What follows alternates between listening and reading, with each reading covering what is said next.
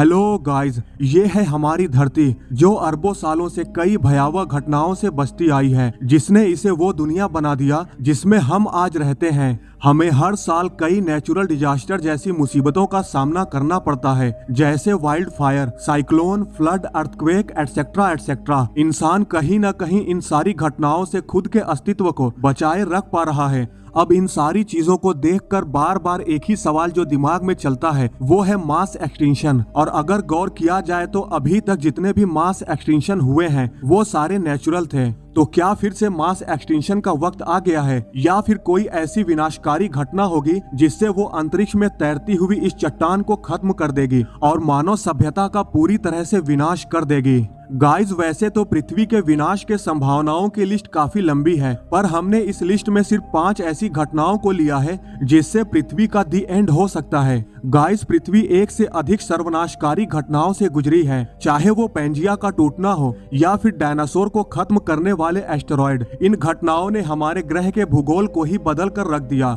और इसके बाद आने वाले जीवन के रूप के लिए नए युग की शुरुआत की।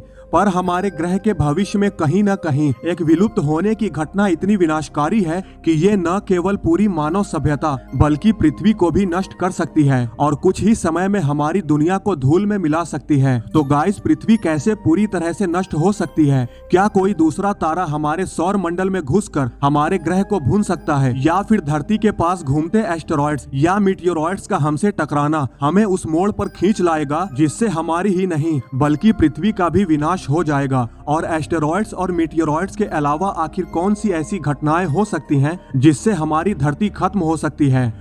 इस सवाल के जवाब को जानने के लिए इस वीडियो को एंड तक जरूर देखें। तो चलिए शुरू करते हैं। नंबर 1 पर है हमारा सन। तो गाइज, आज सन जो हमारे लिए देव है वही कल को जाकर दानव बनने वाला है, क्योंकि हमारा सन धीरे धीरे एक्सपैंड जो हो रहा है। हमारा सन जो 4.6 बिलियन साल पहले फॉर्म हुआ था, उस टाइम के मुकाबले आज का हमारा सन 20% साइज में बड़ा हो गया है। और ऐसे ही एक्सपेंशन की वजह से आने वाले 7 से 8 बिलियन सालों बाद वो अपने मैक्सिमम साइज लिमिट तक पहुंच जाएगा और रेड जायंट में तब्दील हो जाएगा। और फिर उसमें एक जबरदस्त विस्फोट यानी सुपरनोवा विस्फोट होगा, जिससे शायद पूरा का पूरा सौर मंडल ही खत्म हो जाए। पर गाइज, इसके मैक्सिमम साइज तक पहुंचने से पहले ही हमारे धरती का विनाश हो जाएगा, क्योंकि सन के बढ़ते साइज के साथ साथ हमारा सन धीरे धीरे अपने पास के प्लैनेट्स को निगलना शुरू कर देगा। पर जब तक हमारी बारी आएगी तब तक सूर्य के बढ़ते ब्राइटनेस की वजह से धरती का सरफेस टेम्परेचर इतना ज्यादा हाई हो जाएगा कि धरती पर जितने भी समंदर हैं वो उबलने लगेंगे और समंदर का सारा पानी भाप में तब्दील हो जाएगा। इसके बाद सबसे पहले तो हमारी धरती अंतरिक्ष से देखने पर सिर्फ चट्टानी गोला दिखाई देगी, पर जैसे जैसे सूरज का साइज और बढ़ता जाएगा ये चट्टानें लावा में तब्दील होती जाएंगी। कुल मिलाकर देखा जाए तो हमारी धरती पूरी तरह से नर्क बन जाएगी, यानी धरती पर पूरा जीवन खत्म हो जाएगा सन के पूरी तरह से डिस्ट्रॉय होने से पहले। नंबर 2 पर है ब्लैक होल। तो गाइस, जैसा कि हम जानते हैं, अगर 2 से 3 सोलर मासेस जितना बड़ा स्टार अगर मरता है तो उससे ब्लैक होल बनता है। अब अगर हमारा सन अपने आखिरी समय पर ढहने से पहले और भी ज्यादा मास को अपने अंदर गेन कर लेता है तो आप ब्रह्मांड में सबसे रहस्यमयी फोर्सेस में से एक ब्लैक होल के जन्म को देख सकते हैं। पर ब्लैक होल बनने के लिए सन अभी बहुत छोटा है, मतलब इतने छोटे स्टार ब्लैक होल में नहीं बदलते, बल्कि इतने छोटे स्टार अगर मरते हैं तो एंड में वो व्हाइट ड्वार्फ स्टार में बदलते हैं। लेकिन अगर कोई ब्लैक होल अगर हमारे सौर मंडल में एंटर करता है, जो कि संभव भी हो सकता है क्योंकि हमारा ब्रह्मांड बहुत ही विचित्र है, इसमें कभी भी कुछ भी हो सकता है और हम अभी ब्रह्मांड के बारे में सिर्फ थोड़ा सा ही जानते हैं। तो अगर ऐसा हुआ तो ब्लैक होल हमारे लिए काफी घातक साबित हो जाएंगे, क्योंकि इसके ग्रेविटेशनल फोर्स की वजह से हम इसके तरफ खींचे चले जाएंगे और जैसे जैसे हम इसके नजदीक जाते जाएंगे पूरे ग्रह पर भयंकर तरीके से भूकंप और ज्वालामुखी उठेंगे। और जैसे ही हम ब्लैक होल के इवेंट होराइजन तक पहुंचते हैं, ये ग्रेविटेशनल मॉन्स्टर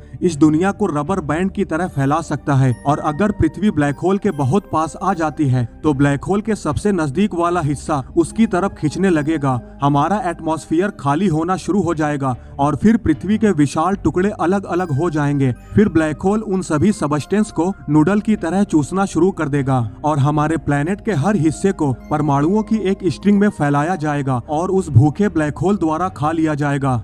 नंबर 3 पर है जुपिटर। तो गाइस, जुपिटर सोलर सिस्टम का सबसे बड़ा ग्रह है और इस विशाल गैस के गोले का मास हमारे सौर मंडल के सभी ग्रहों के सारे मास को अगर मिला दिया जाए तब भी जुपिटर इनसे 2 गुना से भी ज्यादा विशाल है। और जुपिटर के बारे में ऐसा माना जाता है कि अगर जुपिटर साइज में और बड़ा रहा होता तो ये एक ड्वार्फ स्टार बन सकता था, क्योंकि इसका साइज और स्ट्रक्चर एक ब्राउन ड्वार्फ स्टार के समान है। जुपिटर के वायुमंडल के अंदर घूमने वाली गैसें वही मटेरियल्स हैं जिससे हमारा सन भी बना है, जैसे कि हीलियम और हाइड्रोजन। ये दोनों ही हीलियम और हाइड्रोजन से बने हैं। सोचो अगर किसी वजह से जुपिटर के अंदर न्यूक्लियर फ्यूजन शुरू हो जाए और वो एक ब्राउन ड्वार्फ स्टार में तब्दील हो जाए तब क्या होगा।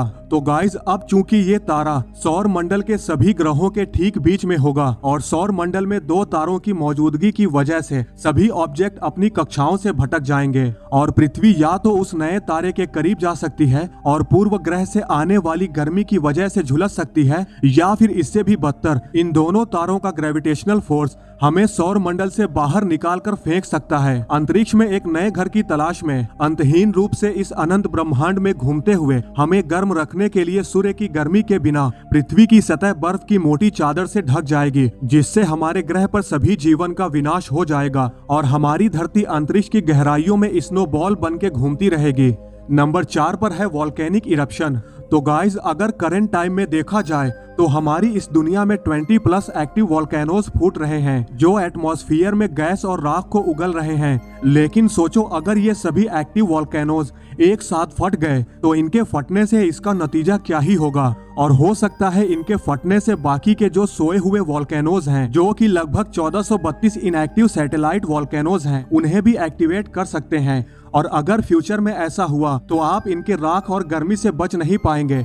चाहे आप कहीं भी रहें, हमें आसमान में सिर्फ राख के बादल ही देखने को मिलेंगे जिसने सूरज को भी ढक लिया होगा। राख और गैस की मोटी परत पृथ्वी का दम घोट देगी, मतलब पृथ्वी के वायुमंडल को पूरी तरह से ढक देंगी, जिसकी वजह से सन की हीट रेज धूल और राख के बादल को चीर कर अंदर नहीं आ पाएंगी। और धीरे धीरे जब लावा ठंडा होने लगेगा तो पृथ्वी का ग्लोबल टेम्परेचर डिक्रीज होने लगेगा, जिससे आइस एज की शुरुआत हो जाएगी। हालांकि ये घटना पूरे तरह से हमारे ग्रह को खत्म नहीं करेगी, बल्कि ये जीवन को बनाए रखने के किसी भी अवसर को तब तक नष्ट कर देगी जब तक कि वे धूल और राख के बादल साफ नहीं हो जाते। नंबर 5 पर है हाइपरकेन। तो गाइस साइक्लोन या फिर यूं कहें तूफान हमारे ग्रह पर सबसे घातक नेचुरल डिजास्टर घटनाओं में से एक हैं और वे जहां भी उठते हैं वे मृत्यु और विनाश के निशान छोड़ जाते हैं। लेकिन गाइस अगर कोई एस्टेरॉयड्स या फिर मीटियोरॉयड्स जो कि साइज में काफी बड़े हों अगर पर्याप्त फोर्स और हीट के साथ समंदर में गिरता है तो सोचो वो कितनी तबाही मचा सकता है।